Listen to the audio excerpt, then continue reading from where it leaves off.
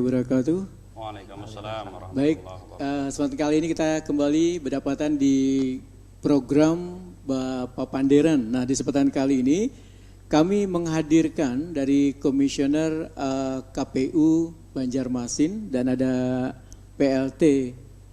Oh, PLH, maaf.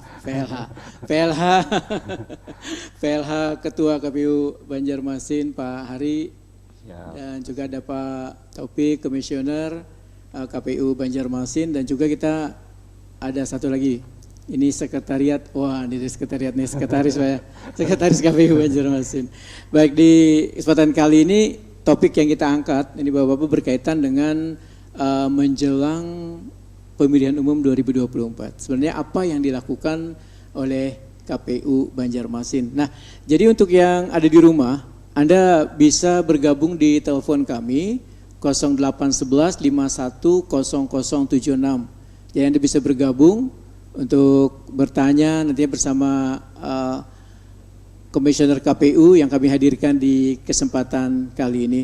Baik, kita langsung saja berbincang terlebih dahulu bersama PLH Ketua KPU Banjarmasin, Pak Hari. Pak Hari, sebenarnya apa sebenarnya topik kita kali ini? Apa yang sudah dipersiapkan KPU Banjarmasin? Ya, terima kasih ya, atas undangannya ya media TV Prima Banjarmasin. Kita ini sebagai PLH KPU Kota Banjarmasin ini berhubung ketua memang ada keluar ya diundang ke Surabaya masalah data pemilih dan baru selesai. Artinya sepanjang KPU Kota Banjarmasin itu, artinya semua KPU itu kalau umpamanya ketua tidak ada di tempat, artinya secara tidak langsung rekan-rekan komisioner yang masih tersisa yang ada di Kota Banjarmasin itu yang mewakili. Nah itu. Baik, kalau berbicara kita mengenai tahapan, sekarang itu kalau kita berbicara tahapan KPU ini diatur di PKPU 3 tahun 2022 tentang tahapan program dan jadwal pemilu. Dan sekarang ya untuk tahapan pemilu kita sekarang ini sedang beririsan. Pertama itu bacalek ya, pendaftaran bacalek bakal calon anggota legislatif KPU Kota Banjarmasin. Dan kemarin itu jadwalnya sudah dari tanggal 1 sampai dengan 14 Mei 2023. Dan partai yang terdaftar di Kota Banjarmasin itu sebanyak 14 partai politik. Kemarin pun mungkin dari media sudah meliput di KPU Kota Banjarmasin. Dan sekarang tahapan kita ini yang kedua ada tahapan verifikasi bakal calon. Ini sekarang ini sedang lanjutan, itu yang beririsannya juga beririsan dengan daftar pemilih tetap. Daftar pemilih itu akan kita tetapkan di KPU Kota Banjarmasin itu tanggal 20 atau 21 Juni ini. Nah, artinya kalau kita berbicara sekarang tahapan yang pertama itu bacalek, ya dari 14 partai politik yang ada di Kota Banjarmasin ini secara pencermatan, verifikasi administrasi itu dimulai dari tanggal 15 Mei sampai dengan 23 Juni. Artinya hari ini tanggal 12 ya, 12 Juni itu setelah langsung kita sudah menyelesaikan pencermatan semua partai politik yang ada di Kota Banjarmasin yang banyak 18 orang itu. 18 partai politik itu. Untuk tahapan sekarang. Berarti untuk tahapan pertama itu ya, yang sudah dilakukan. Nah, ini berarti KPU kan sudah jauh-jauh hari ini menyiapkan segala sesuatunya gitu Pak ya. Jadi tahapan-tahapan seperti ini. Mengapa Pak itu dilakukan jauh-jauh hari Pak? Gini, KPU itu kalau kita membaca di Undang-Undang 7 2017 itu ada 11 parameter yang harus dilakukan oleh KPU. Itu diatur di Undang-Undang 7 2017 kalau tidak salah itu pasal 148 kalau tidak salah ya. Di situ diatur bahwa KPU itu mulai dari pertama itu program, jadwal sampai dengan ada 11 parameter, 11 item yang harus dilewati. Terakhir itu ini sekarang ini tahapannya pencalekan. Pencalekan, setelah pencalekan ini penetapan. Nah, setelah penetapan itu nanti ada namanya setelah penetapan ada masa kampanye. Setelah masa kampanye nanti ada penghitung, setelah ada penghitungan ada perhitungan, dan terakhir ada penetapan hasil, dan terakhir ada pelantikan anggota dewan terpilih. Itu sebenarnya tahapan yang kita lalui ini. Artinya 11 parameter, 11 item itu yang dilewati KPU Kota Banjarmasin. Berarti selama 11 parameter ini kira guring Pak? Secara kata langsung, iyalah. Secara apa? Karena apa? Karena KPU ini di syaratnya salah satu bekerja penuh waktu. Artinya kalau bekerja penuh waktu itu artinya di luar tidak ada, kita bekerja di luar. Ini kayak saya ini kan advokat asalnya ya kan. Otomatis saya meninggalkan profesi advokat dulu, kita fokus di sebagai komisioner KPU Kota Banjarmasin. Artinya dan juga bagian waktu. Nah, waktu itu benar-benar sepenuh waktu. Itu artinya tiap ketika kalau kita ada problema atau permasalahan atau langsung dari surat dari KPU RI mengatakan kita harus kerja, tengah malam kita turun. Nah, artinya siap sedia standby 24 jam, itu maksudnya. Berarti ini sama wartawan juga Pak 25 jam sudah 25 jam lebih ada.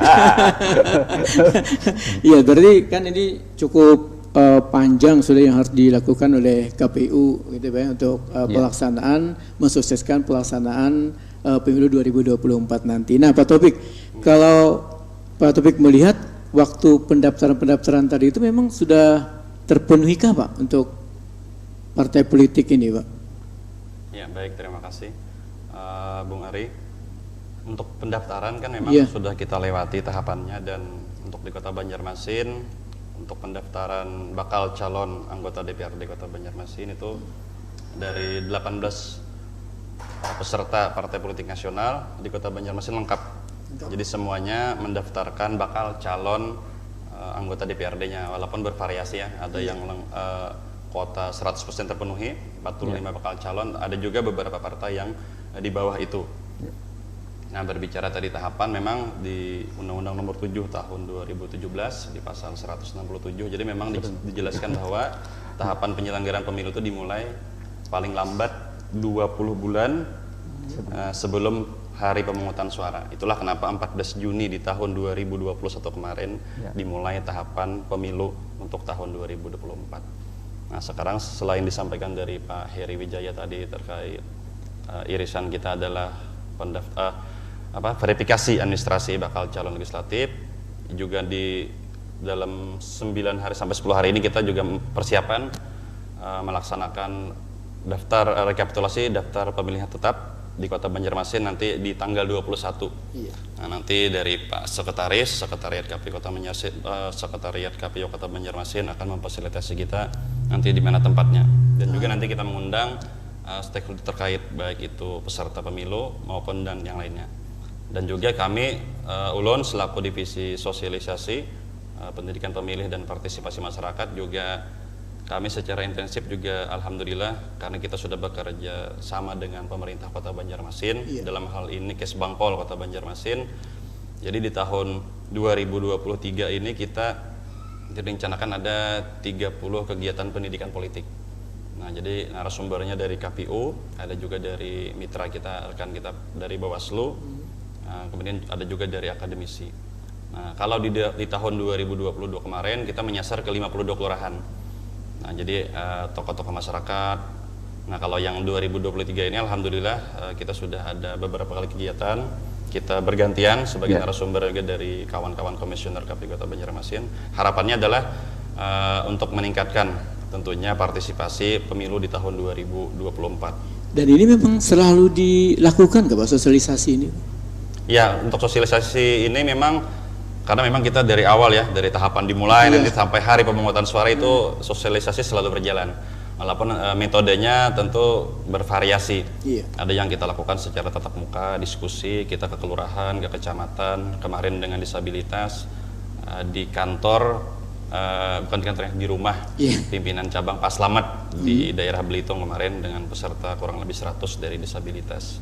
Kemudian juga melalui medsos KPU Kota Banjarmasin. Nah, harapan kita kepada masyarakat, khususnya juga Kota Banjarmasin, tentu untuk mengupdate pengetahuan tentang pemilu di Kota Banjarmasin adalah salah satunya dengan cara mengikuti medsos KPU Kota Banjarmasin. Kita ada YouTube, ada Facebook, dan juga ada Instagram.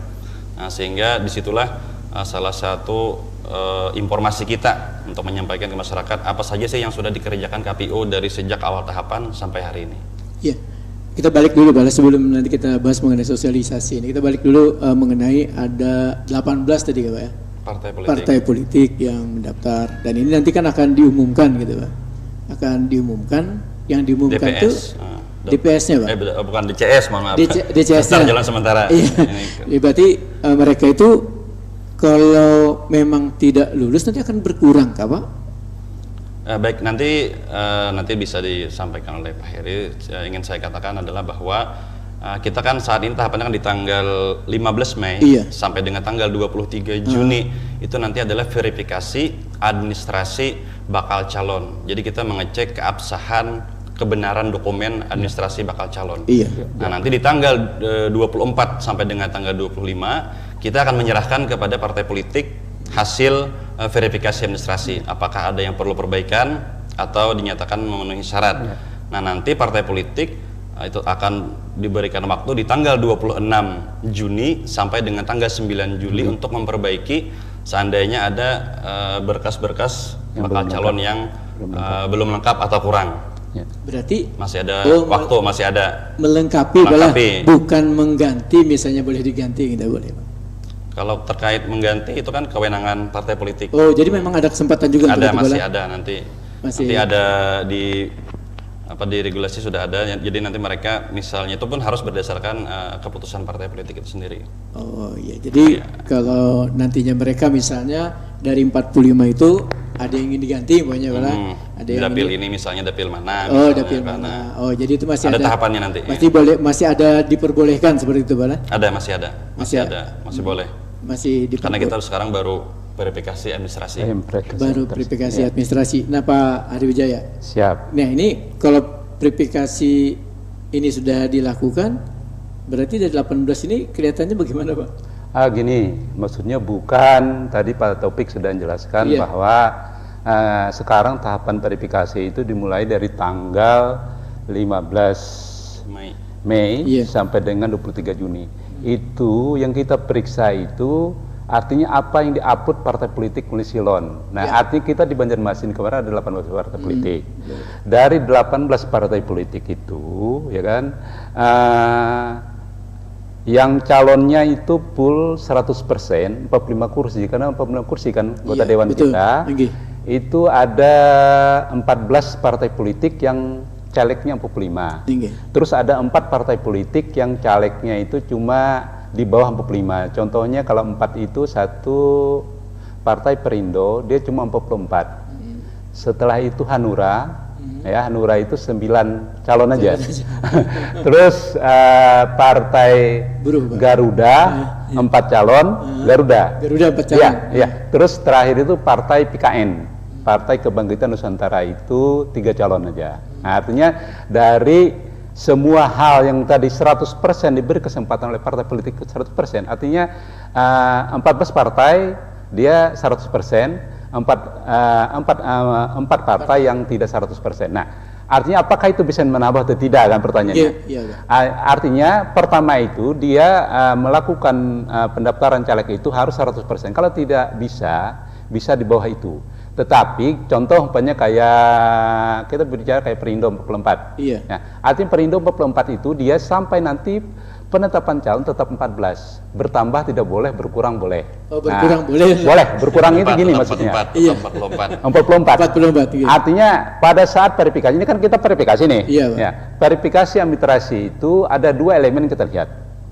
Pertama itu, apakah bakal calon ini, partai politik yang upload bakal calon ini, dia itu apakah ada kegandaan?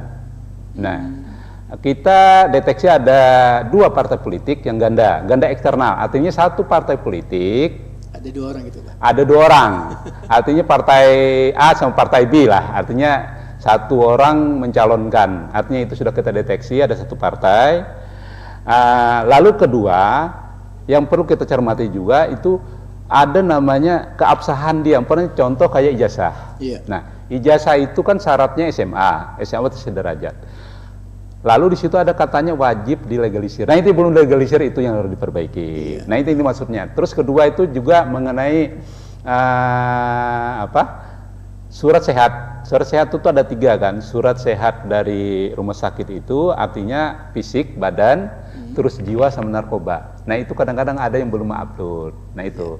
Nah, lalu yang lain-lainnya itu masalah pemanya ada calon itu ganti nama. ganti nama.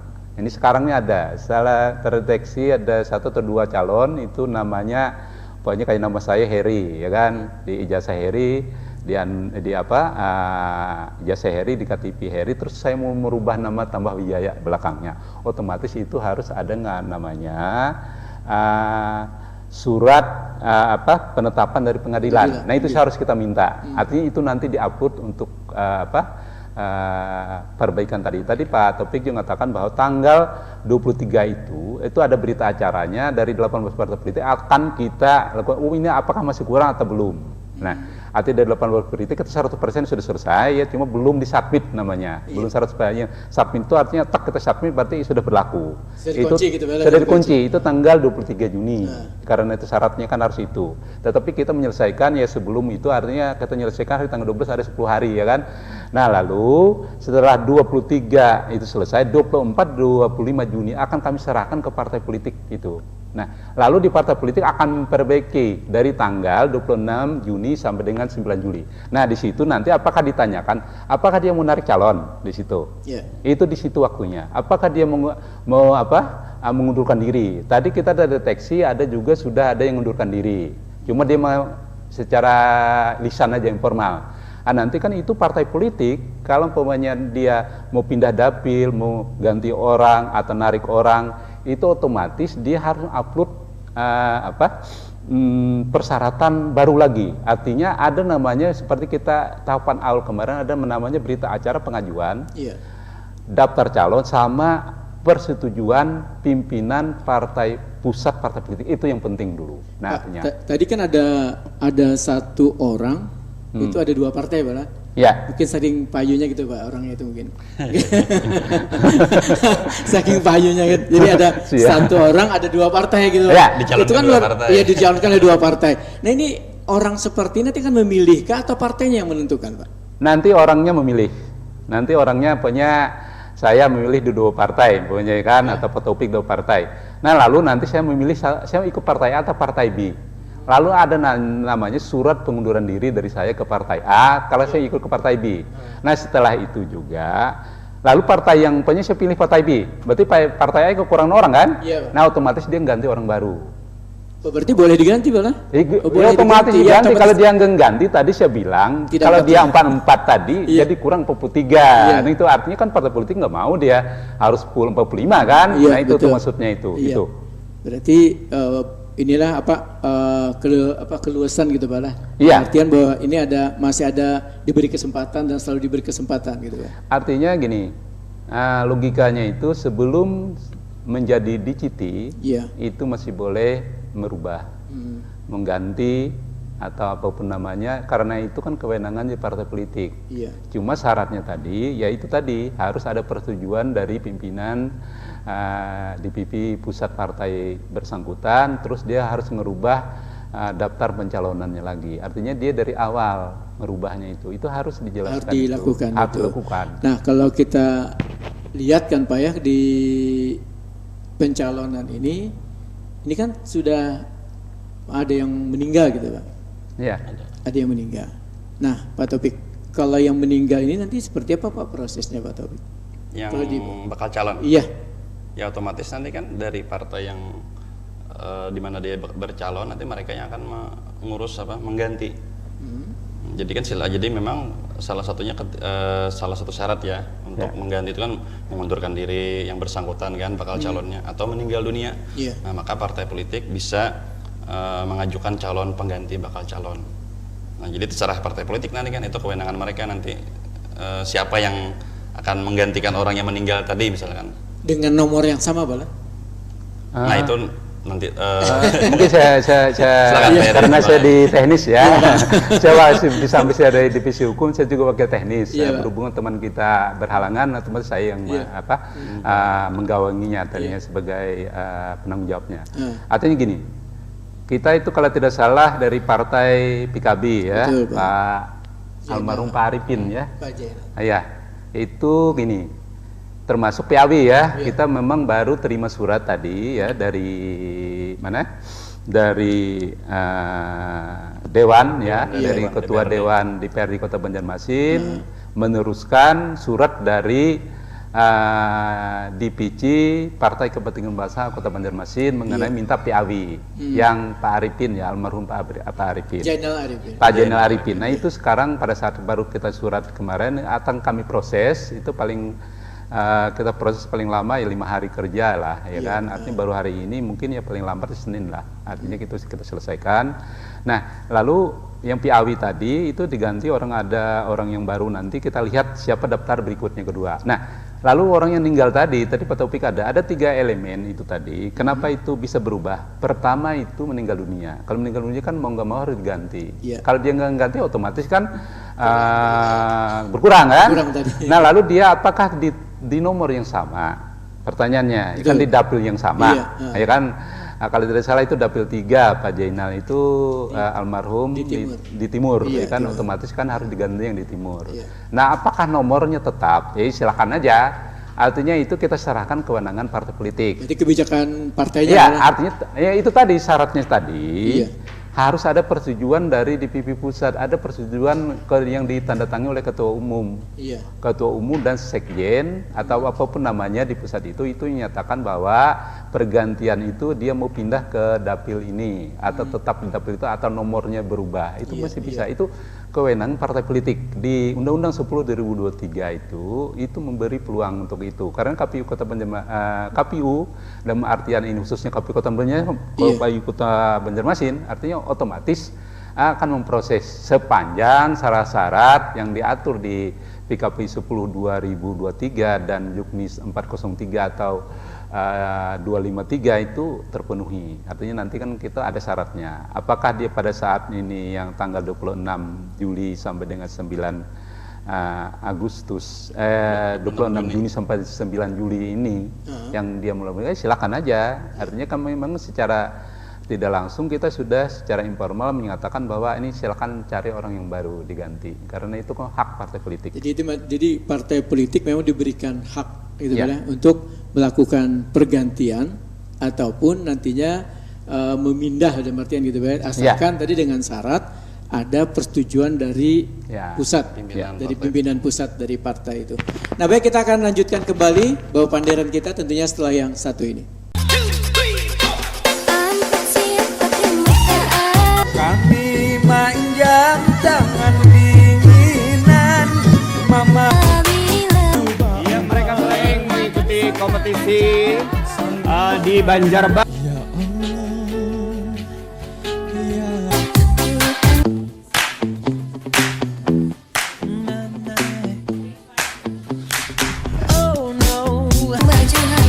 Aku tahu engkau sebenarnya tahu. Baik, kita lanjutkan kembali bahwa panderan kita kali ini, dan kami mengundang Anda yang mau bergabung silahkan di telepon kami 0811 510076, dan sekali kami menghadirkan Komisioner KPU Banjarmasin. Yang kami perbincangkan adalah terkait dengan persiapan KPU menjelang pemilu 2024 mendatang. Nah, jadi Anda sekali lagi kami undang, kalau Anda yang mau bergabung di telepon kami 0811 510076. Anda juga bisa menggunakan WhatsApp dengan nomor yang sama. Oh ya, tadi kita sempat Pak Taufik sempat menyenggol sedikit tadi mengenai masalah sosialisasi gitu Pak ya. Nah, karena ini mungkin di bidangnya Pak Taufik kayak gitu Pak ya, untuk sosialisasi ini. Nah, pertanyaannya gini Pak, apakah sosialisasi ini selalu dilakukan ketika jelang pemilu atau seperti apa Pak? Baik, jadi untuk sosialisasi memang dalam kalau tahapan dimulai kan kita memang dianggarkan. Jadi di anggaran yang diturunkan ke KPU Kota Banjarmasin juga ada anggaran untuk sosialisasi. Nah contoh kan kita waktu pilkada kemarin kan setelah selesai di tahun 2021 itu kan ada jeda tuh sebelum masuk tahapan ke tahapan pemilu 2024. Nah disitulah Ulun saat itu artinya berinisiasi, berkoordinasi dengan pemerintah Kota Banjarmasin. Nah, ketika kita keterbatasan anggaran dari Kota Banjarmasin, kita memohonkan untuk dari pemerintah Kota Banjarmasin untuk diperbanyak kegiatan sosialisasi yang melibatkan masyarakat dengan KPU. Nah makanya alhamdulillah kan di tahun 2022 kemarin pemerintah Kota Banjarmasin itu memfasilitasi kegiatan sosialisasi dan pendidikan politik untuk 52 kelurahan. Iya.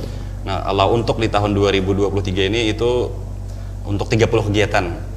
Nah, jadi 30 kegiatan ini salah satunya dengan tokoh masyarakat, tadi dengan disabilitas, kemudian juga dengan pemilih pemula dan pemilih muda. Iya. Nah, itu harapannya, karena kan keterbatasan kita itu di bawah 100 juta ya. Jadi anggaran kita untuk sosialisasi memang dari KPU RI yang diturunkan ke KPU Kota Banjarmasin itu di bawah 100 juta. Iya. Artinya kan dengan anggaran yang di bawah 100 juta dengan masa tahapan 20 bulan, nah, tentu kan tidak mungkin cukup. Makanya kita berkreasi, berinovasi. Salah satunya tadi adalah berkoordinasi dan bekerja sama dengan pemerintah Kota Banjarmasin. Kemudian juga kita mohonkan peran serta media juga. Iya. Karena media ini sebagai pilar demokrasi juga sangat penting untuk sebagai sumber penyampaian informasi, karena sebagai mata rantai untuk menyebarkan informasi. Karena masyarakat kan ketika dulu ada isu-isu pemilu ditunda misalnya kan itu kan menjadi bias kan di bawah. Jadi ketika kami di tahun 2022 kemarin ketika sosialisasi, ketika ada pertanyaan, pasti pertanyaan pertama dari beberapa masyarakat yang kami datangin, Pak, ini pemilunya jadi apa enggak? Nah, jadi bukan pertanyaan ini tertutup atau terbuka, belum bukan lagi. Jadi yang pertama tuh ini jadi apa enggak? Jadi kan ada apa aja? Nah, kita jelaskan bahwa sudah ada surat keputusan KPU RI nomor 21 tahun 2022 kemarin bahwa hari pemungutan suara dilaksanakan pada hari Rabu tanggal 14 Februari tahun 2024. Sementara itu yang kita optimalkan. Dan sebagai informasi juga saat ini kita juga sedang dari KPU RI itu melaksanakan kirap, jadi kibar bendera kirap nasional. Nah sekarang kita masuk ada 7 zona dan Kalimantan Selatan itu masuk di zona 4. Nah sekarang jadi rombongan kirap dari bulan Februari kemarin dari Kalimantan Barat sekarang sudah berada di Katingan kalau tidak salah beberapa hari ini di Kabupaten Katingan. Setelah itu nanti di Kota Banjarmasin diperkirakan kita kena estafetnya itu di bulan awal Juli.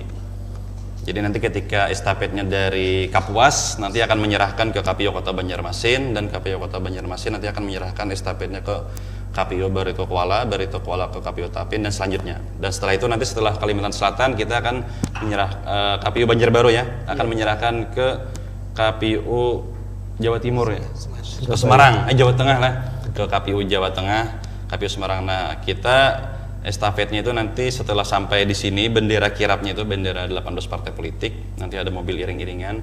Kita sudah mendesain, merencanakan selama 5 sampai 7 hari. Jadi memang 1 hari perjalanan kita menerima, nanti 5 hari kegiatan di Kota Banjarmasin dan 1 hari kita menyerahkan ke KPU Barito Kuala. Nah, kita sudah berkoordinasi juga dengan stakeholder, jadi kita rencana ada kegiatan di Siring Pandang, kemudian di tempat-tempat keramaian, di pasar, dan juga ada sosialisasi dengan pemilih pemula, rencana juga dengan disabilitas, pembagian brosur, pamflet dan sebagainya untuk menyemarakkan pesta demokrasi untuk mensukseskan pemilu tahun 2024. Baik Pak, sebelum kita ke Pak Jajuli, tadi Pak Taufik kan menyatakan bahwa ada sosialisasi yang dilakukan ada 30 tadi Pak ya? Untuk yang 2023. Untuk 2023 ini. Nah, sosialisasi seperti apa Pak yang dilakukan kepada masyarakat? Sosialisasinya adalah jadi dari Kesbangpol Kota Banjarmasin itu mengundang 100 peserta. Nah, jadi mereka mengundang 100 peserta. Jadi metodenya adalah tatap muka, diskusi tatap muka. Jadi biasanya tempatnya adalah di aula-aula kecamatan atau di aula-aula kelurahan. Terakhir adalah ulun ngisi dengan masyarakat kategori miskin. Ya, miskin absolut gitu, miskin ekstrim lah. Nah, itu datanya dapat dari Dinas Sosial kemarin. Jadi dari situ Kesbangpol koordinasi dengan Dinas Sosial untuk mencari 100 peserta dari Kelurahan Teluk Dalam dan Kelurahan Pasar Lama. Nah, kemudian terakhir kalau tidak salah Pak Heri juga ngisi ya. Beberapa hari kemarin Pak Heri juga mengisi di Anbes lah. Nah, jadi memang kategori pesertanya juga Kesbangpol juga meminta masukan dari kita. Jadi kita beri masukan mulai dari pemilih pemula, dari pemilih muda, kemudian disabilitas, masyarakat yang miskin absolut tadi, miskin ekstrim lah tadi istilahnya. Nah, jadi mudah-mudahan kalau dari KPU kita metodenya masih lewat media sosial. Jadi dengan anggaran yang di bawah 100 juta tadi, jadi masih sementara kita siapkan bahan-bahan sosialisasi. Jadi kita perbanyak, karena kalau kita bikin kegiatan tatap muka itu 1-2 kali bisa habis. Nah, jadi kita lebih banyak bikin bahan-bahan sosialisasi, nanti juga spanduk, baliho dan yang lainnya. Pak, kalau dalam sosialisasi ini berarti masih kurang pemahaman warga Pak mengenai pemilu ini Pak? Maksudnya adalah tentu kalau sosialisasi kan definisinya penyampaian informasi tentang kepemiluan. Kemudian kita lakukan pendidikan pemilih atau pendidikan politik. Itu adalah untuk meningkatkan pemahaman, kesadaran dan kewajiban masyarakat sebagai warga negara. Bukan berarti masyarakat tidak tahu, masyarakat saya yakin tahu, pasti paham lah sudah. Cuma tentu mereka perlu kita sentuh, baik dari KPU, pemerintah kota, termasuk partai politik. Harusnya kan partai politik pasti juga nanti mereka akan melakukan sosialisasi atau pendidikan politik kepada konstituennya. Tapi kalau untuk kampanye belum, karena masa kampanye masih nanti di bulan November setelah mereka ditetapkan sebagai daftar calon tetap. Iya, berarti masih nanti dulu untuk ini Pak. Walaupun nanti sesuai regulasinya belum. Walaupun sudah ada yang Pak. Oke, baik Pak. Rekan kita yang menindak ada. Iya.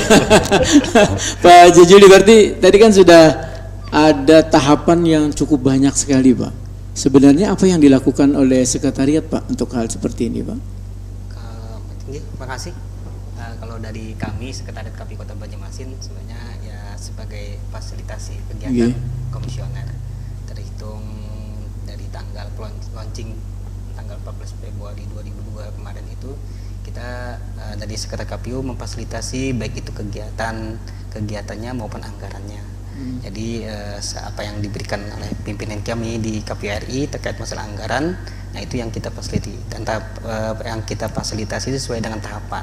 Apa aja yang telah dilaksanakan oleh komisioner, itu KPU sekretariat KPU Kota Banjarmasin akan memfasilitasi baik itu masalah anggaran, tempat maupun SDM-nya.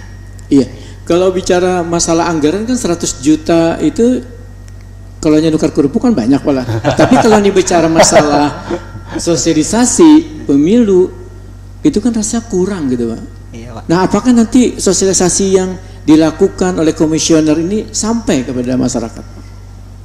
Kalau dari kesekretariatan terkait masalah anggaran, biasanya kami mensiasati Pak. Disiasati. Biasanya kita ada kerjasama, termasuk apa yang disebutkan Pak Taufik tadi dengan Kespangpol kan. Nah, jadi selain anggaran yang terbatas, kami walaupun anggaran terbatas, kami tetap jalan untuk sosialisasinya.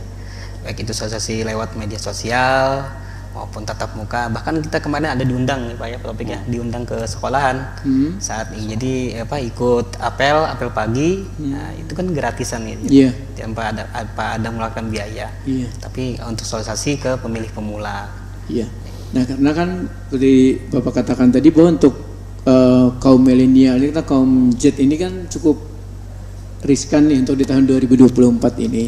Ini apa Pak yang dilakukan, bukan komisioner nih, sekretariatnya dulu Pak, untuk meyakinkan, kan biasanya cuma hura-hura kan adik-adik kita ini kan tidak tahu yang namanya pemilu, yang dipilih siapakah aja. Nah, kayak itu kan biasanya ini untuk meyakinkan itu sosialisasi seperti apa yang dilakukan oleh sekretariat? Kalau dari 2002 kemarin kita ada sosialisasi di Menara Siring Pandang. Menara Siring itu kemarin kita ada sosialisasi ada hari Minggu. Ada hari Minggu kan banyak yang orang berkunjung ke sana kan. Nah, kita bagi-bagi brosur atau informasi masalah kepemiluan.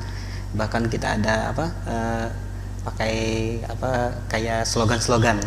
Jadi kita biasanya kalau ada pemilih pemula atau milenial itu kita foto bareng menggunakan slogan-slogan biasanya. Biasanya kayak gitu ya. Selain bagi brosur-brosur, ada juga kita sosialisasi masalah DPT. Jadi kita berikan informasi terkait apakah ya pemilih pemula ini terdaftar atau tidak. Jadi kita bukakan aplikasinya, kita informasikan bagaimana tata caranya, itu diinformasikan juga. Wih, berarti tahapannya sudah sampai ke situ Pak. Untuk adik-adik kita lah yang hanya 17 karena memilih gitu kan. Karena tadi sekali lagi kalau 100 juta kan mungkin kada cukup kalau dengan cara seperti itu, apalagi padat gitu Pak untuk anunya. Nah, kalau dari beban pian berdua ini menyiasati 100 juta ini kayak apa nih Pak? Kan karena diberangkan, wah ini kada sukses aja pemilu KPU Pang. Bisa kayak itu lah. Ya Pak.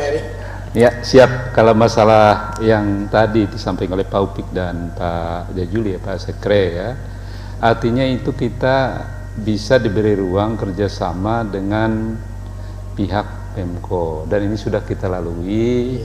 Dan kemarin waktu pilkada Kota Banjarmasin 2020-2021 itu kan kita ada 52 kelurahan. Artinya memang kita ada kerjasama dengan Pemko, dalam hal ini dengan Dewan juga, ya kan.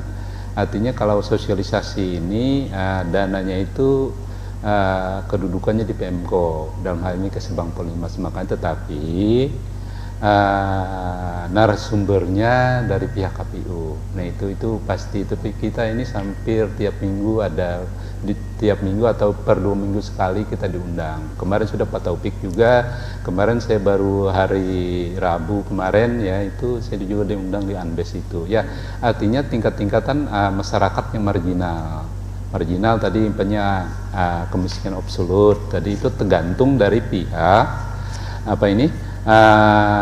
Kesbang Polmas, artinya segmen yang mana yang dipilih. Ada tingkat RT, ada tingkat LSM juga ada. Artinya secara tidak langsung, bukan kita tidak atau kurang dananya. Artinya kalau kita berbicara masalah dana itu kan kewenangan dari KPU RI. Artinya KPU RI itu melakukan dana itu per tahapan. Artinya sekarang kita tahapan apa sih yang paling krusial dulu? Pemain kayak kita sekarang tahapan daftar pemilih dan tahapan pencalekan. Artinya dia fokusnya ke sana dulu. Nah, cuma main sosialisasi tadi yang nilainya 100 juta ya kan, artinya kan memang ada. Cuma kalau kita ngadakan langsung kita pakai tanpa ada bantuan atau kerjasama dengan pihak Pemko itu kan pasti kurang. Artinya kalau kita ngundang 100 orang, uangnya 100 juta mungkin 1 atau 2 kali kegiatan habis. Tapi ini kita alhamdulillah dengan pihak Pemko sudah kerjasama dari tahun 2020 ya pada saat pilkada itu, dan berlanjut sampai sekarang. Karena salah satu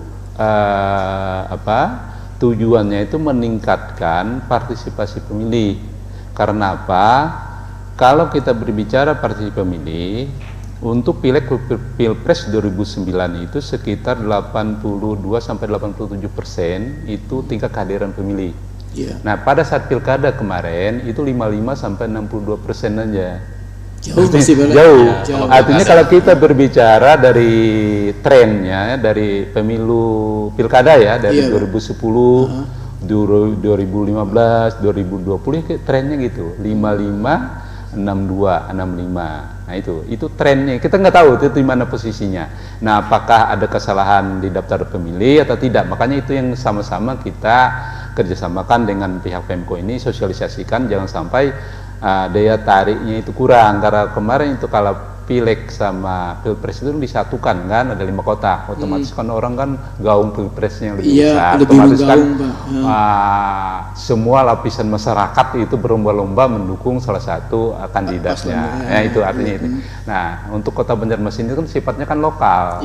Artinya lokal ini ya artinya kita membangkitkan animo masyarakat Kota Banjarmasin gitu. Iya, paling tidak nih TPS harus berhadiah gitu kan. Biasa untuk memancing kan seperti itu, memancing pemilih gitu. Iya. Mereka harus mengadakan seperti itu. Nah, kalau Pak Taufik nih sebagai yang membidangi di ini kan di sosialisasi ini kira-kira sampai nggak Pak?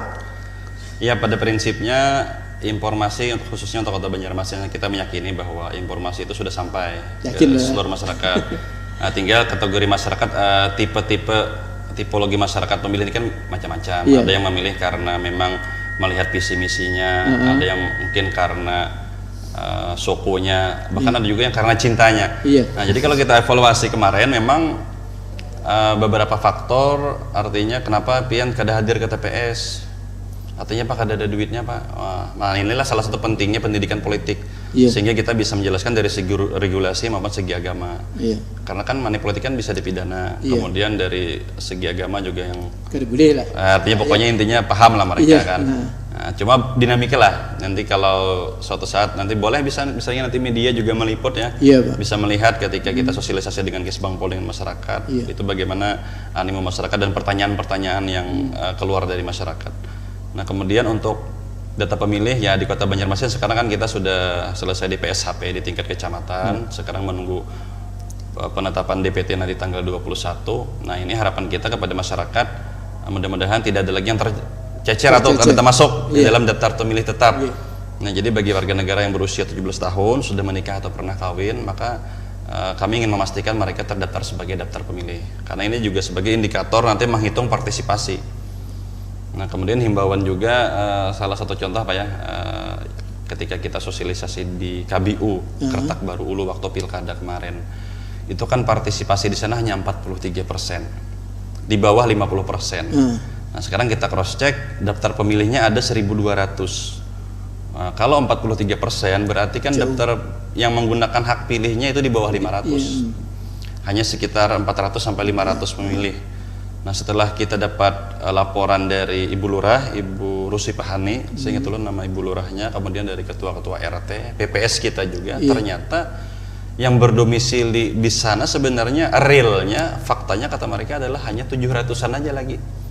Jadi 400-500 orang ini udah nggak diam di situ lagi, udah pindah secara fisik ya. Tetapi administrasi kependudukannya masih di situ. Kemudian ada juga yang meninggal dunia, makanya kita selalu menghimbau ketika kita sosialisasi bagi misalnya yang sudah warga negara Kota Banjarmasin khususnya yang sudah meninggal dunia untuk mengurus akta kematiannya. Itulah kenapa di dalam daftar pemilih, kenapa yang meninggal masuk terus sudah 5 tahun, 10 tahun karena memang selama mereka ahli warisnya tidak mengurus akta kematian dari Disduk Capil Kota Banjarmasin khususnya, maka selama itulah nama orang tua atau keluarganya tidak akan bisa dihapus dalam daftar DP4 yang diserahkan ke Mendagri kepada KPU. Baik Pak, kita akan lanjutkan dan pemirsa kami akan lanjutkan kembali bincang-bincang kita kali ini di bawah Panderan setelah yang satu ini.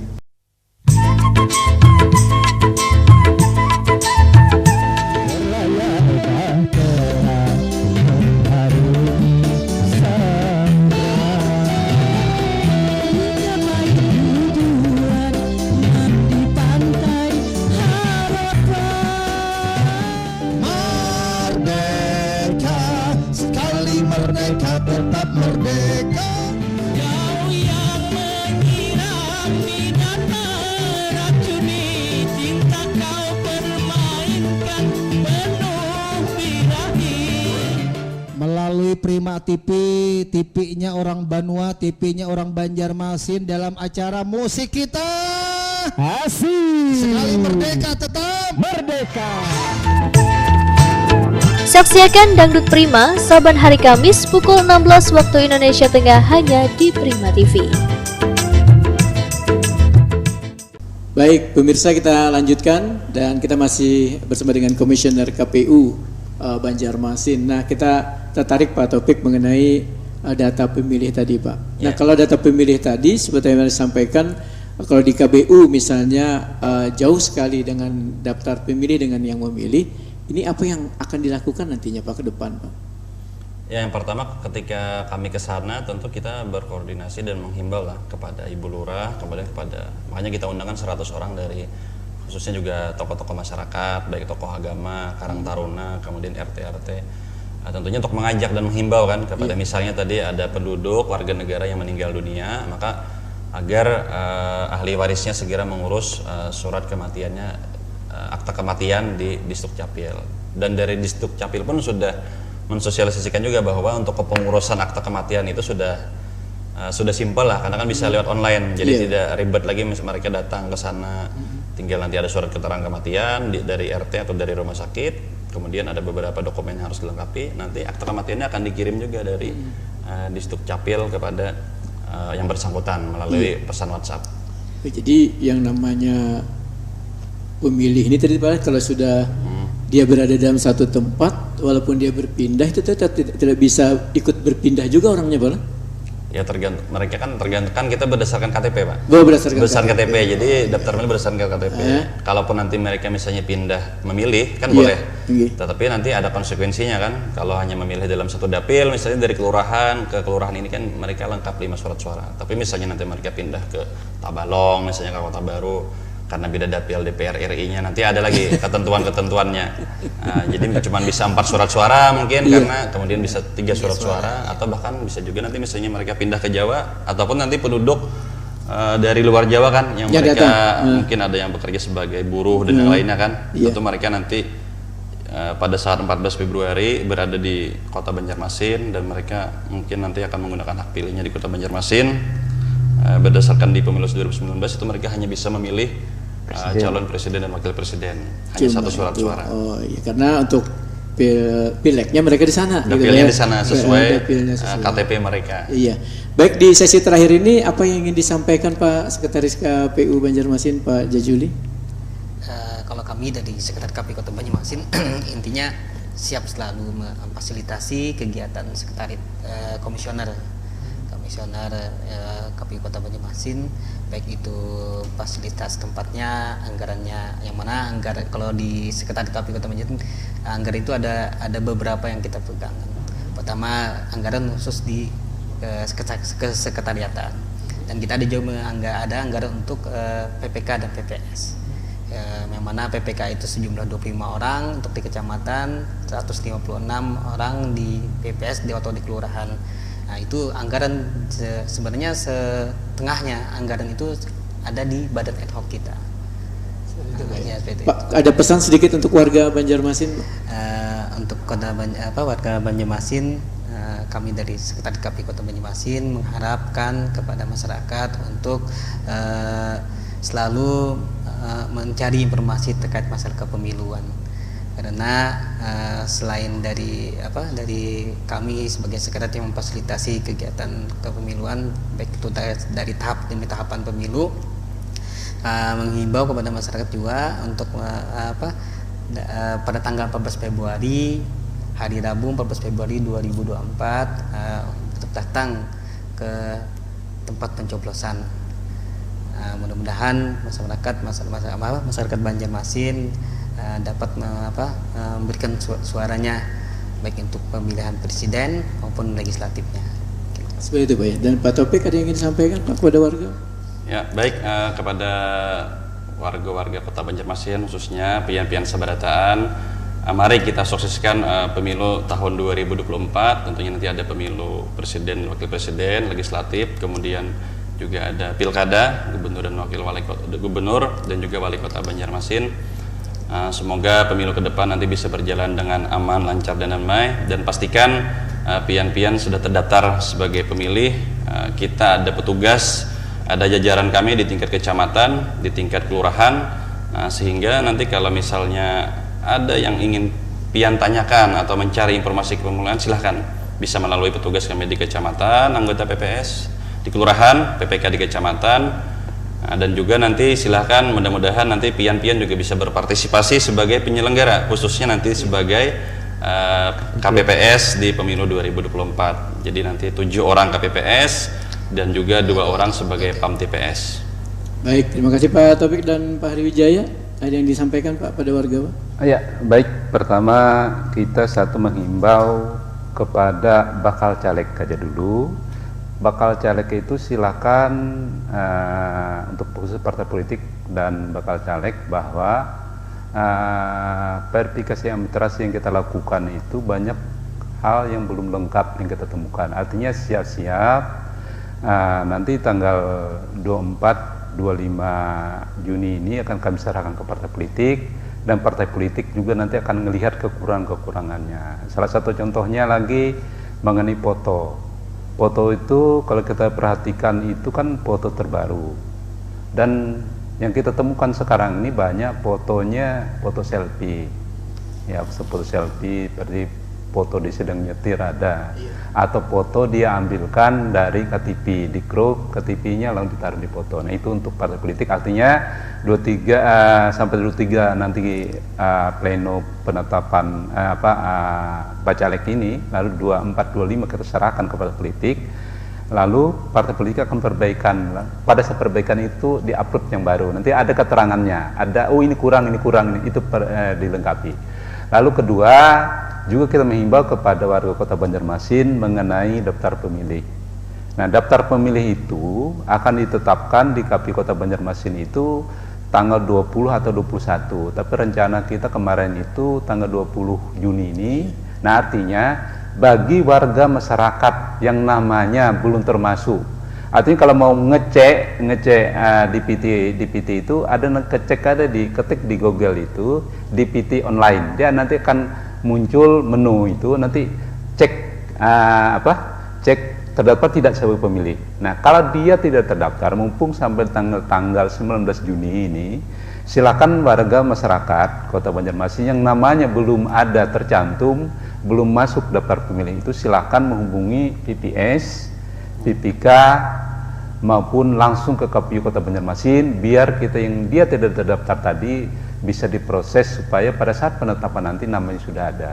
Itu yang kita harapkan kepada masyarakat. Dan juga tadi saya himbau juga bahwa pada tanggal Rabu 14 Februari 2024 berbondong-bondong masyarakat Kota Banjarmasin untuk datang ke TPS untuk melakukan pencoblosan, artinya pilih sesuai dengan keinginan Bapak Ibu dari 18 partai politik itu kita. Baik, nah setelah kita dengarkan apa yang disampaikan oleh Komisioner KPU dan juga Sekretaris KPU Kota Banjarmasin, bahwa bagi warga Banjarmasin khususnya yang mungkin merasa masih ini terdaftarkah, kadakah, jadi bisa melalui online tadi dia, atau tadi melalui PPS, PPK atau PPS, atau paling tidak bisa datang ke KPU juga mungkin, ya, untuk menanyakan langsung supaya nantinya hak suara pada 2024 nanti bisa terpakai dengan baik. Dan saya Eman Gilirian ucapkan terima kasih atas kebersamaan Anda. Insyaallah kita dapat pulang di Bapak Panderan di Senin yang akan datang. Terima kasih Pak Komisioner dan juga Sekretaris. Wassalamualaikum warahmatullahi wabarakatuh. Waalaikumsalam warahmatullahi wabarakatuh.